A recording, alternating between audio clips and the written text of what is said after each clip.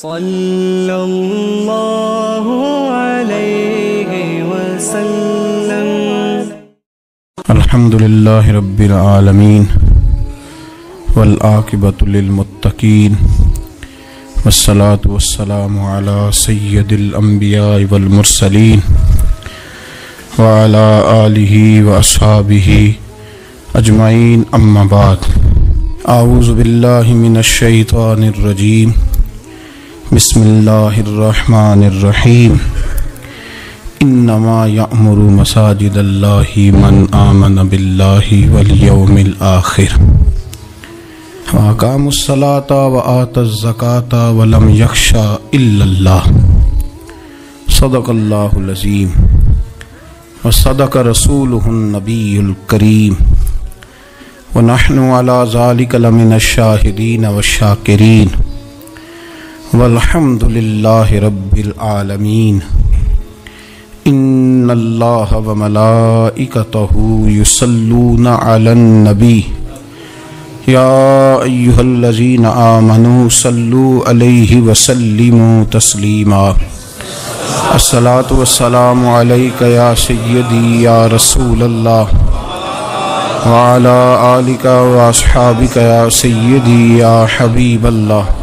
الصلاۃ والسلام علیک یا سیدی یا نبی اللہ، وعلی آلک واصحابک یا سیدی یا نبی اللہ۔ تمام تعریفیں، حمد اور ثنا اللہ تبارک و تعالیٰ کے لیے۔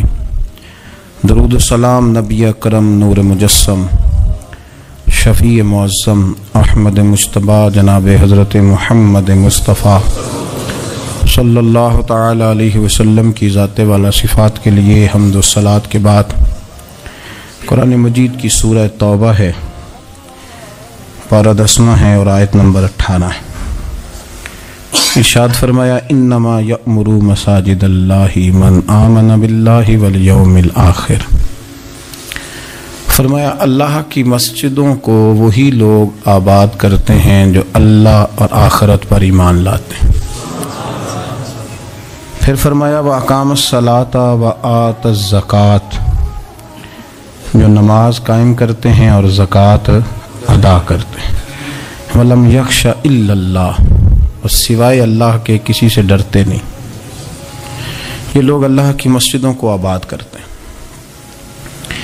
نماز قائم کرنے والے، زکوٰۃ دینے والے، سوائے اللہ کے کسی کی رضا کو مقدم نہ کرنے والے، اور سب سے پہلے یہ کہ وہ اللہ اور آخرت پر جب ایمان مضبوط ہو جاتا ہے پھر مسجد کی طرف رجوع کرنا آسان ہو جاتا ہے۔ نبی کریم صلی اللہ تعالی علیہ وسلم نے فرمایا ہے کہ اللہ تبارک و تعالی نے مجھے جو فضیلتیں دی ہیں نا، ان میں سے ایک فضیلت یہ ہے کہ اللہ تعالیٰ نے میرے لیے ساری زمین کو مسجد بنا دی ہے۔ اس کا معنی یہ ہے کہ جہاں بھی نماز ادا کرو گے تمہاری نماز ہو جائے گی، لیکن وہ خاص حصہ، وہ خاص جگہ جو نماز کے لیے وقف کر دی جاتی ہے اس کو مسجد کہا جاتا ہے۔ مسجد کا لغوی معنی تو سجدہ گاہ کے، لیکن وہ خاص باؤنڈری جس کو مختص کر دیا جاتا ہے کہ یہاں نماز پڑھی جائے گی، اس کا نام مسجد ہے۔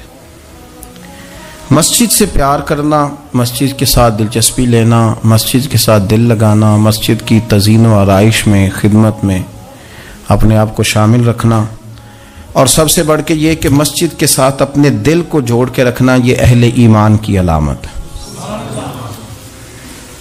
مسلمان کا روحانی رشتہ اللہ اور اس کے رسول صلی اللہ علیہ وسلم کے ساتھ ہے۔ آپ کا جس آدمی کے ساتھ رشتہ مضبوط ہوتا ہے آپ اس کے مکان کی طرف کھنچے چلے جاتے ہیں، کوشش کر کے جاتے ہیں کہ میرا بھائی سے ملنے کو دل کر رہا ہے، تو اس کی طرف توجہ ہو جاتی ہے، وقت نکالتے ہیں، ٹائم خرچ کرتے ہیں، پیسہ لگاتے ہیں، وہاں جاتے ہیں۔ بیٹی میں نے بیاہ دی ہے، اپنے گھر چلی گئی ہے، پر میرا ملنے کو دل کر رہا ہے، وقت فرصت سارا کچھ دیکھ کے وہاں پہنچ جاتے ہیں۔ اصل اس گھر جانا مقصود نہیں ہوتا، اصل تو بیٹی کی ملاقات مقصود ہوتی، اصل بھائی کا مکان دیکھنا مقصد نہیں، اصل تو بھائی کی ملاقات مقصد ہے۔ تو مسجد میں جب آپ آتے ہیں تو مقصود یہ ہے کہ میں اس جگہ جا رہا ہوں جسے رب کریم نے اپنا گھر قرار دیا ہے۔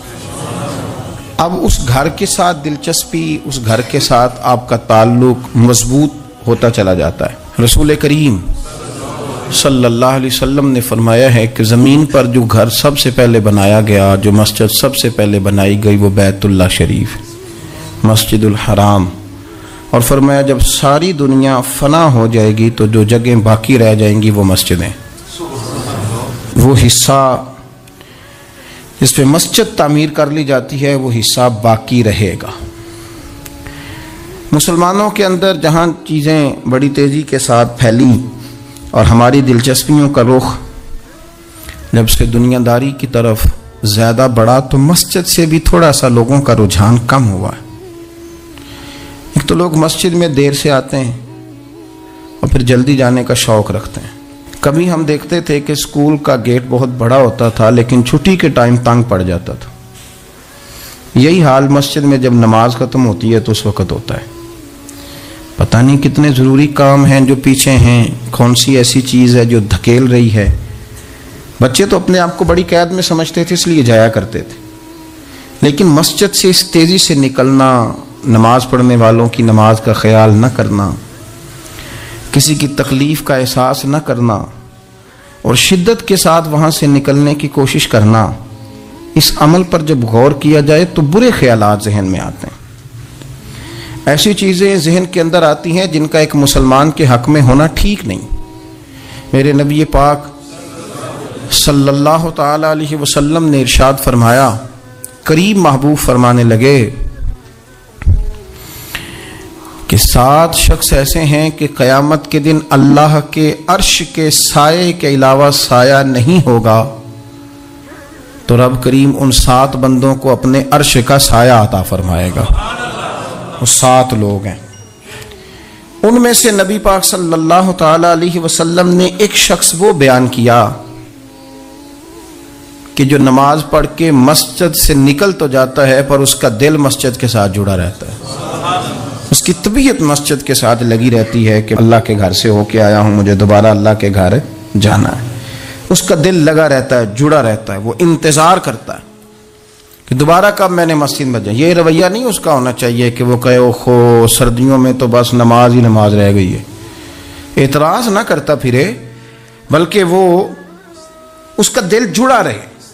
مسجد کے ساتھ جو خاص رشتہ ہے، بخاری مسلم میں حدیث ہے، نبی پاک صلی اللہ علیہ وسلم نے فرمایا، ویسے تو ساری زمین ہی اللہ کی ہے نا، للہ ما فی السماوات و ما فی الارض، زمین و آسمان میں جو کچھ بھی ہے وہ اللہ کا ہے، لیکن حضور فرماتے ہیں کہ خطہ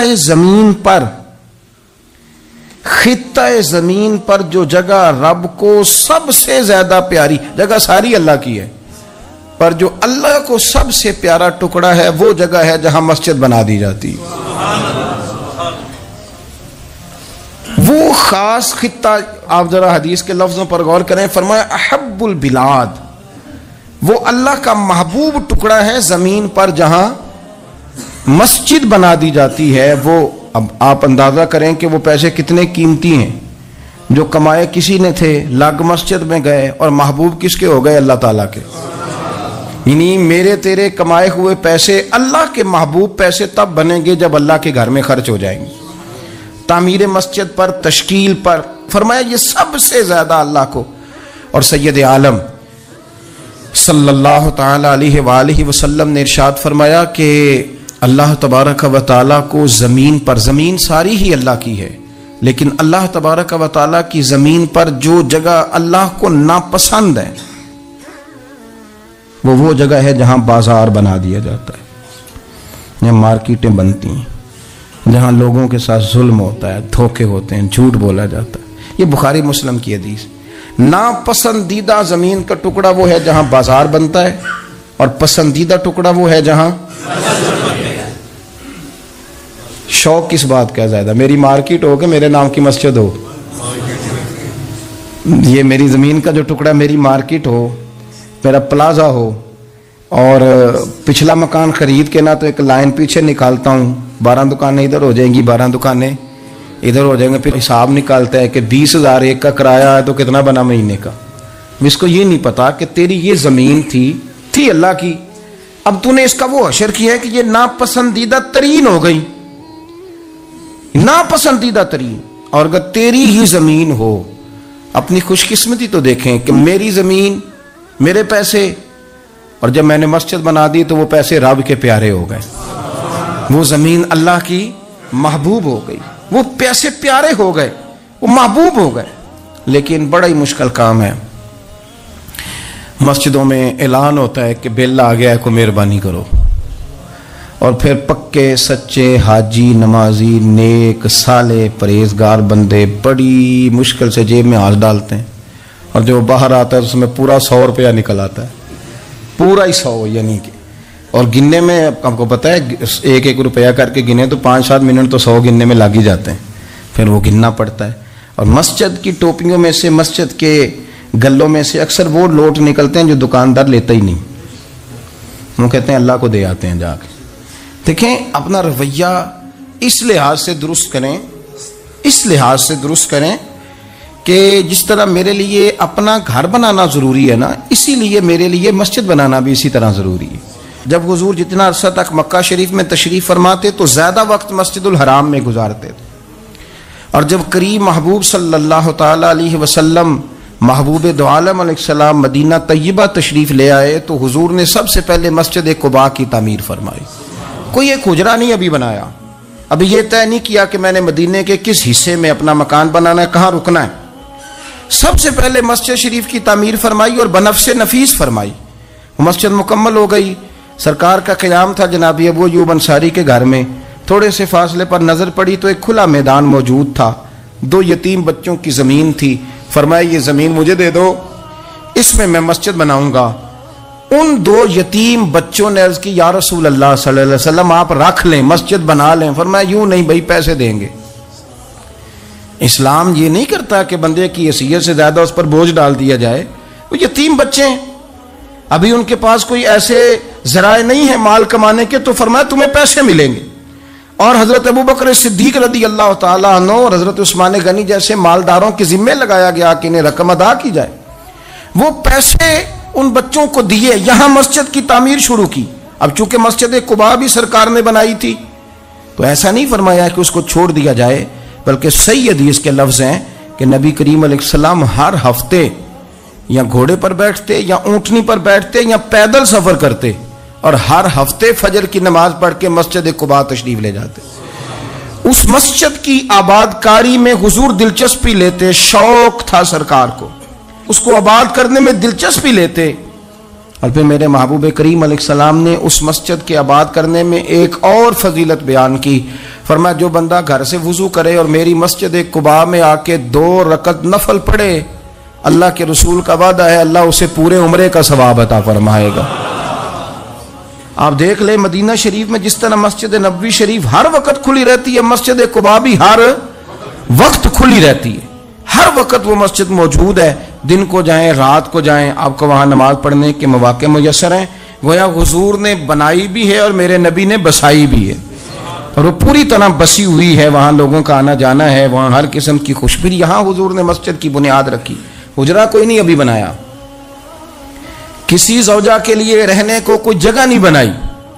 یہ اب شوق دیکھیں، مسجد کے ساتھ حضور کی دلچسپی دیکھیں کہ سرور کائنات صلی اللہ تعالی علیہ وسلم نے مسجد نبوی شریف کی بنیاد رکھی، مسجد کے لیے حضور نے خود بنفس نفیس تعمیر میں حصہ لیا، حضور پتھر اٹھا کے لاتے، مسجد کی تعمیر میں کام کرتے۔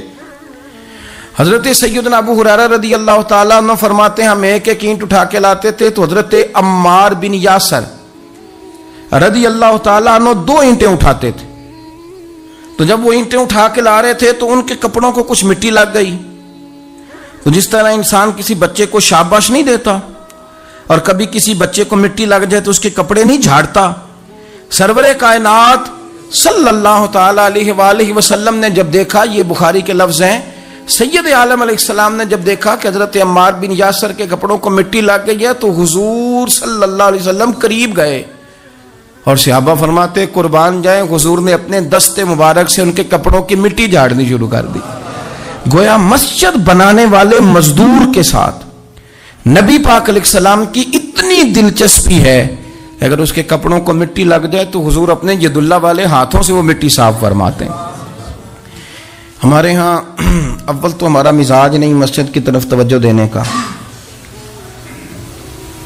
اگر کوئی 2-4 بندے مسجد کی کمیٹی میں کبھی زبردستی الجھ جائیں، ان کو الجھا ہی لیا جائے، تو سب سے پہلا فتویٰ یہ لگتا ہے کہ یہ بندہ خزانچی ہے، مسجد کو کھا گیا۔ سب سے پہلا فتویٰ اس کو یہ لگتا ہے، اور اکثر آپ ناراض نہ ہوں، یہ باتیں وہ لوگ کرتے ہیں جو ایک دھیلا نہیں دیتے مسجد میں۔ ان کو بڑی فکر ہوتی ہے دوسروں کے پیسوں کی، ہے جی، کہ اس نے پیسے دیے تھے تو یہ کھا گیا۔ مجھے بھی ایک دفعہ ایک جگہ میں گیا ہوا تھا تو ایک صاحب کہنے لگے جی اس مسجد میں بڑا فنڈ آیا پر فلانا بندہ کھا گیا ہے۔ تو اس سے بھی تھوڑا سا وہ یہ ہوتا ہے کہ جب آپ کسی کے خلاف بات کرتے ہیں تو سامنے والا آپ کو اپنی ہمدردی دے کے تو 1-2 بات اور کرتا ہے۔ میں نے اس سے کہا کہ آپ نے کتنے پیسے دیے مسجد میں؟ کہنے لگا جی کچھ میں نے بھی دیے۔ میں کہا چل پہلے تیرے تے دعا مانا وہ کولوں آ چلیے۔ کہنے جی نہیں وہ تو میں دے چھڑے۔ تو میں کہا پھر جنہ دیتے سن انہوں بھی دے ہی چھڑے کہ توں صاحب لینا ہے کہ اللہ لینا ہے؟ اتنا زیادہ ٹینشن لینے کی کیا ضرورت ہے آپ کو؟ اس بندے نے بھی مرنا ہے، قبر میں جانا ہے۔ میں کیا بھائی تیرے تے دعائیے نہ پیسے جڑے تیرے کھا گئے، تو تے وصول کرنا تو باقیوں کے دیکھے جائیں گے۔ آپ کو یہ توفیق نہیں ہے کہ آپ تھوڑا سا آگے بڑھیں، کام دیکھیں، اخراجات دیکھیں، معاملات دیکھیں کسی بھی مسجد کے۔ آپ تنقید کر رہے ہیں کمیٹی پہ مفت کی، اور اس کا نتیجہ کیا نکلتا ہے؟ مسجدوں میں جھگڑے ہوتے ہیں، فسادات ہوتے ہیں، دنگا ہوتا ہے۔ اور امام صاحب بیچارے انہوں نے بھی تو پھر کو پارٹی رکھنی ہوتی ہے، جینا تو ہے نا دنیا میں۔ وہ بھی پھر کبھی کبھی دیکھ لیتے ہیں کہ اب پارٹی بھاری کیڑی ہے، تو اس کی طرف وہ توجہ کر لیتے ہیں، پھر وہ بھی ایک نیا دنگا شروع ہو جاتا ہے۔ کیونکہ مسجد میں امام اس نے رہنا ہے جس نے بندوں کو راضی رکھنا ہے، اس کی پابندی ہوتی ہے۔ ایک نے کہہ دیا تو کھل کے نماز پڑھا، سویرے ہی تو مزہ ہوتا ہے نماز پڑھن دا، تو دوسرا کہتا ہے قاری صاحب آپ تو فارغ ہیں، ہم نے تو ڈیوٹی بھی کرنی۔ مسجد کی آباد کاری میں آپ حصہ لیں، چیزوں کو دھیڑنے میں آپ کردار نہیں ادا کریں، کیونکہ مسجد اللہ کی رضا کے لیے۔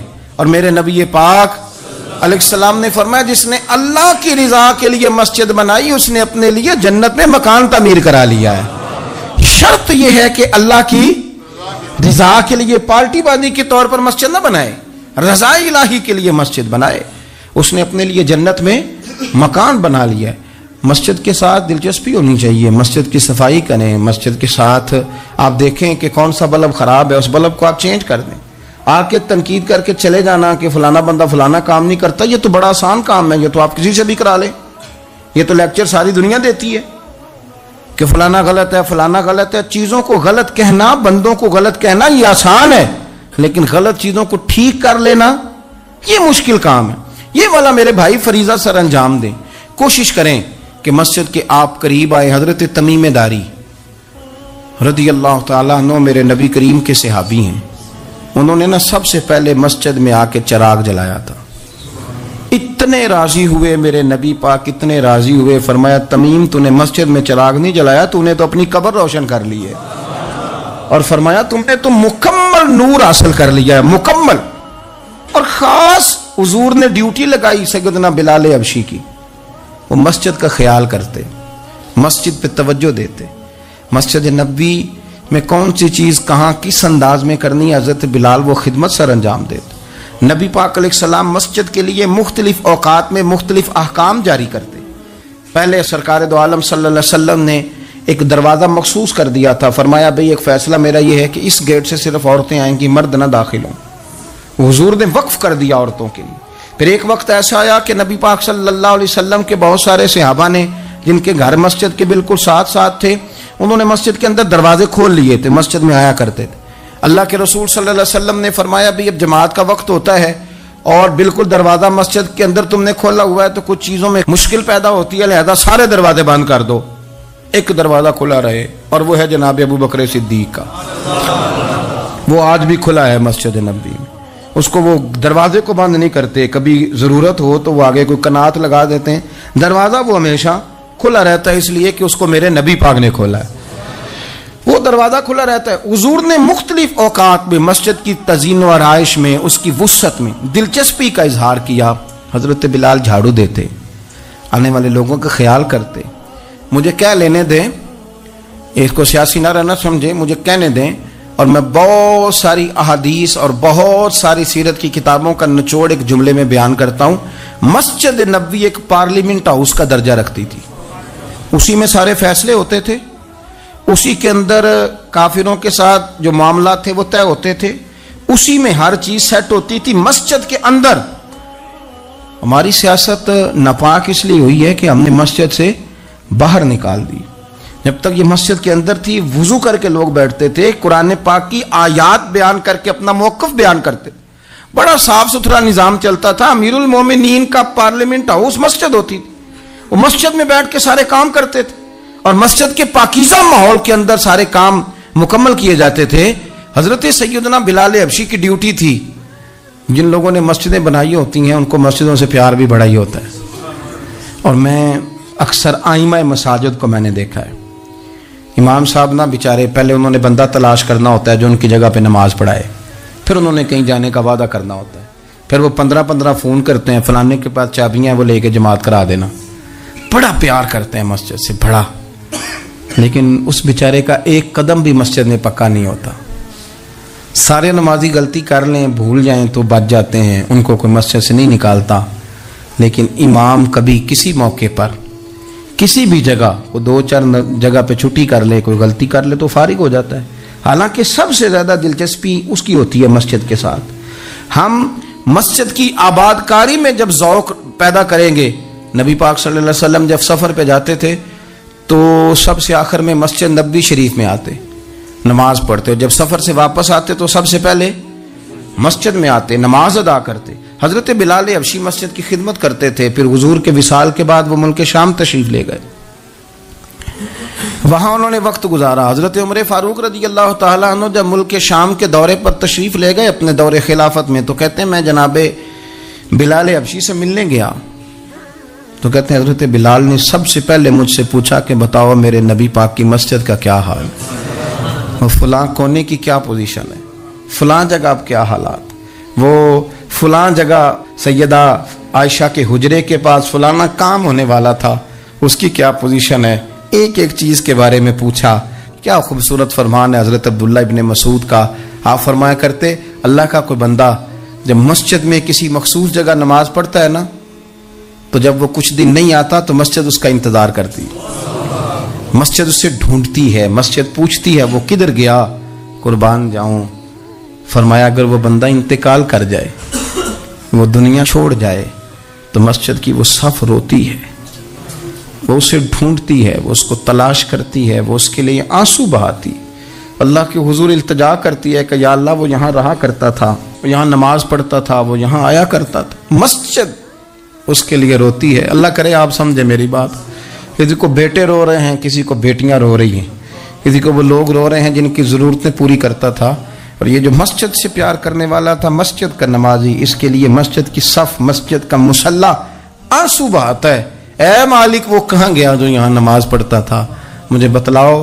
جس کو مسجد یاد کر کے روئے گی, پھر اس کی قبر پہ اللہ کتنی رحمتوں کا نزول فرمائے, پھر اس کے اوپر کس قدر کرم کی برکھا برسے, اسے کس قدر نوازا جائے گا جس کے لیے مسجد روئے گی. مسجد کا یہ اعزاز ہوگا جس کے لیے. ایک صحابی نے عرض کیا تھا کہ یا رسول اللہ صلی اللہ علیہ وسلم میں نابینا ہوں, مجھے نظر نہیں آتا, اجازت ہے گھر میں نماز پڑھ لوں؟ تو میرے کریم علیہ السلام نے فرمایا تیرے کانوں میں اذان کی آواز جاتی ہے؟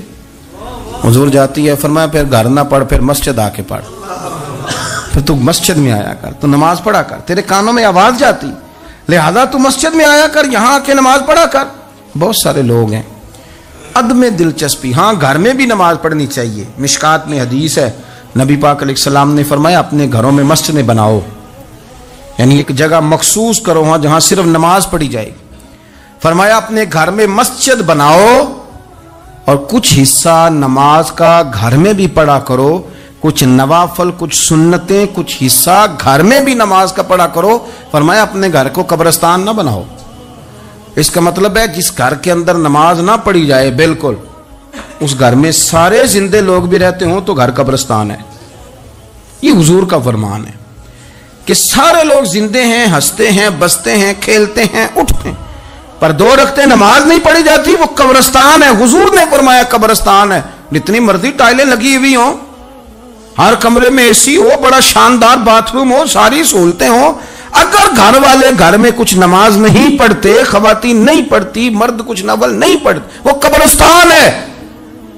اور جس گھر میں کوئی اٹھ کے سویرے تہجد کا وضو کرتا ہے, وہ مردوں کا گھر نہیں, وہ تو زندوں کا گھر ہے. بچوں کو تکلیف تو ہوتی ہے جب سویرے بوڑھے اٹھ کے تہجد کا وضو کرتے ہیں, کیونکہ ان کے سونے کا ٹائم ہی وہ ہوتا ہے جب بابے اٹھ جاتے ہیں. بابا جی سویرے اٹھ کے وضو کر رہے ہوتے ہیں تو بچہ تنگ ہوتا ہے. دیکھو جی مطلب چونکہ اس نے تو سونا ہی اس وقت ہے جب دنیا کے جاگنے کا وقت ہے, لیکن اس کو پتہ نہیں جب تیرے گھر میں کوئی تہجد کا وضو کرتا ہے تو رب راضی کتنا ہوتا ہے. ہو سکتا ہے تیری بھی بڑی خطائیں اس کی وجہ سے معاف ہو جاتی ہیں. اس کا بوڑھا باپ, اس کا دادا, اس کا نانا سویرے اٹھ کے نماز پڑھنے لگا. ہم کیوں نہیں اس بات کو سمجھتے کہ مسجد کے ساتھ ہماری دلچسپی, اللہ کے گھر کے ساتھ ہمارا تعلق. میرے نبی کریم صلی اللہ تعالی علیہ وسلم نے فرمایا, میں نے جنت کے اندر دیکھا کہ کس عمل کا ثواب زیادہ ہے, تو فرمایا میں نے سب سے زیادہ اجر والے جو اعمال دیکھے ان میں ایک عمل یہ ہے کہ جو بندہ مسجد کی صفائی کر کے کچھ کوڑا مسجد سے باہر نکال دے گا, رب کریم اسے جنت میں بڑا درجہ عطا فرما دے گا. لیکن یہ تو کام کرے گا کوئی غریب آدمی, ناراض نہ ہونا. مسجد میں جھاڑو دے گا کوئی. میں نے اپنے لاہور والے سارے پیر بھائیوں کو بلایا تھا, کچھ دن ہوئے, میں نے ان کو نصیحت کی تھی کہ آپ اپنے علاقے کی مسجد کی صفائی کیا کریں, اور ساتھ میں نے انہیں کہا تھا کہ یہ میرا اپنے حکم سمجھنا ہے کہ مسجد کے انتظامی معاملات میں مداخلت نہیں کرنی. اپنی مسجد محلے کی میں جائیں اور جا کے جھاڑو دیں. بابا فرید صاحب رحمۃ اللہ علیہ فرمایا کرتے تھے, جو چاہتا ہے اس کے دل کو سکون ملے تو وہ اللہ کے گھر میں جھاڑو دیا کرے. اور خود اپنے آپ سے کہا کرتے تھے, اٹھ فریدہ ستیا, جھاڑو دے مسیت, تو ستیں رب جاگدا تیری ڈاڈے نال فرید. مسجد کی صفائی کر. لیکن یہ بھی غریبوں کے حصے میں آیا. امیر بندہ تو 50,000 روپیہ دیتا ہے مسجد میں, کہتا ہے واکر خرید لو. پھر اس کے بعد قاری صاحب سے آ کے کہتا ہے کہ تو واکر لے کے دیتا سی, صفائی کیوں نہیں کران دے. تو اگر کوئی غریب آدمی ذرا ڈرتے ڈرتے لقمہ دیتا ہے تگڑے بندے کو, ڈرتے ڈرتے وہ اسے کہہ ہی دے نا کبھی کہ قاری صاحب کو صفائی نہیں کرائی دی. تو پھر امیروں کے پاس ایک اور بھی جملہ ہے, وہ کہتے ہیں کہڑا آپ کرنی بالا کو کرانی, تو میں کہ تسی اپنے بالا کو کرا لو, لیاؤ بالا نال. وہ نہیں کرتے صفائی. اگر آپ کے بچے آپ کے کہنے پہ صفائی نہیں مسجد کی کرتے تو قاری صاحب کے کہنے میں کب صفائی کریں گے. قاری صاحب کے پاس بھی بچوں کی اماں آ جاتی ہے, وہ آ کے کہتے ہیں مولوی تو 8,000 کا ہے اور میرا بچہ 1.5 کروڑ کا ہے, میرے سے پیسے لے کے صفائی والا بندہ رکھ لے, میرا بچہ نے اسکول جانا ہوتا ہے, سبق سنانے آتا ہے کہ صفائیاں کرنے آتا ہے. کہاں ہیں وہ لوگ گئے جو توجہ کے ساتھ مسجد سے پیار کرتے تھے, جن کا ذوق ہوتا تھا, جن کو شوق تھا کہ وہ مسجد کے ساتھ اپنی دلچسپیوں کو برقرار رکھیں گے اور دور سے چل چل کے مسجد کے قریب آئیں گے. طبیعت ہی نہیں, دل ہی نہیں. وہ بندہ جس نے 50,000 روپیہ دیا وہ جھاڑو کو ہاتھ لگائے, توبہ توبہ توبہ توبہ, وہ کوئی کام کر لے, ہو ہی نہیں سکتا, سوال ہی نہیں پیدا ہوتا. وہ تو آ کے کہے گا, جاتی دفعہ کہہ جائے گا کہ وہ ذرا فلانی جگہ کو بھی صاف کرا دے, وہاں بڑا برا حال تھا. تو بھئی یہ تو اللہ کا گھر ہے. تو جس طرح اللہ سب کا رب ہے اسی طرح مسجد بھی سب کی سانجی ہے کہ نہیں. تو وہ تھوڑی سی نیکی آپ کر لیں, وہ جھاڑو پڑا ہے, کام کریں اپنے علاقے کی مسجد کی خوبصورتی میں, تزئین و آرائش میں, اور کوشش کریں تھوڑا چل کے وقت پہ مسجد میں جائیں, ذوق بنائیں. ایک قبیلہ تھا مسجد نبوی شریف سے تھوڑا دور رہتے تھے وہ لوگ. تو نبی کریم صلی اللہ تعالی علیہ وسلم کی مسجد کے دائیں بائیں نہ کچھ مکانات خالی ہوئے, تو مالکوں نے یہ کہا کہ ہم یہ مکانات بیچیں گے. ان کو دور سے آنا پڑتا تھا, تو انہوں نے ارادہ کیا کہ یہ قریب کے جو مکانات ہیں یہ ہم خرید لیتے ہیں. نبی کریم صلی اللہ تعالی علیہ وسلم کو خبر ملی کہ بنو سلیم قبیلے کے وہ لوگ یہ مکان خرید رہے ہیں تاکہ ہمیں مسجد کا قرب نصیب ہو جائے. دور سے چل کے آنا پڑتا ہے, وہ قریب آ جائیں گے تو ذرا مسجد میں حاضری ہماری آسان ہو جائے گی. حضور نے انہیں بلا لیا, فرمایا تم مکان خریدو تمہاری مرضی, نہ خریدو تمہاری مرضی, پر ایک بات سن لو, تم جتنے قدم چل کے آتے ہو نا, رب کے فرشتے تمہارے قدم لکھ لیتے ہیں, تمہارے قدم لکھے جاتے ہیں, تمہارے قدم 2 دفعہ حضور نے فرمایا, حدیث میں موجود ہے, 2 دفعہ تمہارے قدم لکھے جاتے ہیں. وہ لوگ بڑے مشتاق تھے اللہ کے بارگاہ سے اجر کے آنکھیں گول. حضور فرشتے ہمارے قدم لکھتے ہیں, رب کو دکھاتے ہیں کہ اتنے قدم چل, ہاں تمہارے قدم لکھے جاتے ہیں. کہا یا رسول اللہ ہم نے نہیں قریب آنا, ہم دور ہی ٹھیک ہیں. ہم چاہتے ہیں ہمارے زیادہ قدم لکھے جائیں، زیادہ قدم، ہم دور سے چل کے آیا کریں گے۔ شعر یاد آ گیا ہے کسی درویش کا، اس نے کہا تھا کہ گو سنا تھا آستانہ یار دور ہے، پر ہم نے بھی ٹھان لی تھی کہ جانا ضرور ہے۔ رسول کریم صلی اللہ تعالی علیہ وسلم کے غلاموں نے مسجدیں بنائیں، مسجدوں کے ساتھ دلچسپی کا رویہ رکھا، مسجد کے ساتھ ان کی وابستگی بڑی مضبوط رہی۔ میں نا مسجد نبوی شریف میں بیٹھا تھا تو بہت زیادہ شہرت بھی کئی دفعہ بہت سارے مسائل کو بھی جنم دیتی ہے، تو کچھ ایسی جگہیں ہوتی ہیں جہاں آپ کو خود ادب کے ساتھ جانا چاہیے، وہاں زیادہ جھمگٹے لوگوں کا آنا جانا، ہاتھ چمانا ویسے ہی تھوڑا ادب کے خلاف لگتا ہے، تو کوشش ہوتی ہے کہ ذرا وہاں کوشش کی جائے کہ ذرا چپکے سے کوئی کام ہو جائے، لیکن پیار کرنے والے تو پھر مل ہی جاتے ہیں نا ہر جگہ۔ مسجد نبوی شریف کی صفائی کرنے والے لوگ میرے پاس آ کے بیٹھ گئے، کہنے لگے آپ سے فوٹو کھنچا لیں، تو مجھے ایک شعر یاد آ گیا کسی درویش کا، اس نے کہا تھا طیبہ کے سارے خادم پہچانتے ہیں مجھ کو تو خبر نہیں تھی میں اس قدر بڑا ہوں۔ میں نے کہا جی کھنچوا لیں، ان میں ایک شخص بولا، کہنے لگا پیر صاحب آپ سے ایک بات کرنی ہے۔ میں نے کہا کریں۔ کہنے لگا میرا نا تنخواہ بڑی تھوڑی ہے، بلدیہ کا ملازم ہوں، تھوڑی سی تنخواہ ملتی ہے، تو میرا ارادہ تھا چھوڑ جاؤں، روز پروگرام کرتا تھا کہ پاکستان جا کے کوئی کام کر لوں گا۔ پھر میں نے آپ کی ایک تقریر سنی، میں نے کہا وہ کون سی؟ کہنے لگے آپ نے بتایا ہے کہ بخاری میں حدیث ہے ایک بی بی مسجد کی صفائی کرتی تھی، بیمار ہو گئی تو حضور تیمارداری کرنے جاتے تھے، اور جب اس کا رات کو انتقال ہوا صحابہ نے حضور کو تکلیف دینا بہتر نہ سمجھا، دفن کر دیا، تو نبی کریم نے سویرے فرمایا مجھے بتاؤ اس کی قبر کہاں ہے؟ حضور نبی پاک خود رسول کریم ساری امت گنبد خضرا پہ اور نبی پاک اس قبر پہ چلے گئے جو مسجد میں جھاڑو دیتی تھی، اس کی قبر پہ کھڑے ہو گئے اور فرمایا صفے بناؤ بھائی میں دوبارہ جنازہ پڑھوں گا۔ حضور نے جنازہ دوبارہ پڑھا، وارث نے جنازہ نہ پڑھا ہو تو دوبارہ پڑھانا جائز ہے، حضور تو وارث ہے نا ساری امت کے، دوبارہ جنازہ پڑھا۔ کہنے لگے وہ میں نے آپ کی زبان سے کہیں وہ روایت سن لی تھی، تو 3 بجے ہوئے تھے رات کے پاکستان میں، سارے سو رہے تھے، پر میں نے گھر فون کیا، میں نے کبھی تنخواہ جنی جی انہیں چی گزارا کرنا جی، میں تو بڑے کام لگا ہوں سرکار کی بارگاہ میں، یہاں مسجد کی صفائی کرتا ہوں، میری تو بڑی شان بنے گی اگر رسول کریم اس بی بی کی قبر پہ تشریف لا کے مہربانی کرتے ہیں، تو مجھے امید ہے میرے اوپر بھی رحم فرمائیں گے۔ تو تنخواہ تھوڑی صحیح پر نصیب تو بڑا اونچا ہے نا، تو میں کوشش کرتا ہوں کہ یہ تعریفیں چھپا کے رکھی جائیں، پر میں نے اسے کہا میں کہ تھوڑا اونچی بول اور ذرا گنبد شریف کی طرف منہ کر کے بات کر، تاکہ گواہی ہو جائے نا، گواہی ہو جائے۔ عرش پہ تازہ چھیڑ چھاڑ، فرش پہ طرفہ دھوم دھام، کان جدھر بھی لگائیے تیری ہی داستان، کان جدھر بھی لگائیے تیری ہی اور یارو بڑا خوش بخت نہیں وہ آدمی جس کو اللہ تبارک و تعالیٰ کے گھر کی حاضری کا یہ موقع نصیب ہو، وہ تھوڑا ذوق بنائے، وہ مسجد میں جائے، مسجد کے ساتھ پیار کرے، مسجد کے ساتھ اس کی دلچسپی ہو، مسجد میں وہ چراغ جلائے، مسجد میں وہ جھاڑو دے، وہ مسجد کی صفائی کا خیال کرے، وہ دیکھے کون سی چیز ہے مسجد کی جو صحیح ہونے والی ہے اس کا خیال، اور بڑا ہی خوش بخت ہے۔ آپ یقین کریں مجھے سب سے زیادہ اس بندے سے پیار ہے جس کو فکر رہتی ہے کہ ٹائم ہو گیا میں نے مسجد کھول لی۔ کچھ آئمہ مساجد، کچھ مؤذنین، کچھ جن کے پاس چابیاں ہوتی ہیں، میں نے دیکھا ہے بڑے وقت پہ جائیں گے، مسجد کھولیں گے، صفے بچھائیں گے، یہ بڑے خوش بخت لوگ، یہ میرے نبی پاک کے پیارے ہیں، یہ رسول اللہ صلی اللہ علیہ وسلم اپنے اپنے علاقے کی محلے کی مسجد سے پیار کریں، وہاں آپ ڈیوٹی کریں۔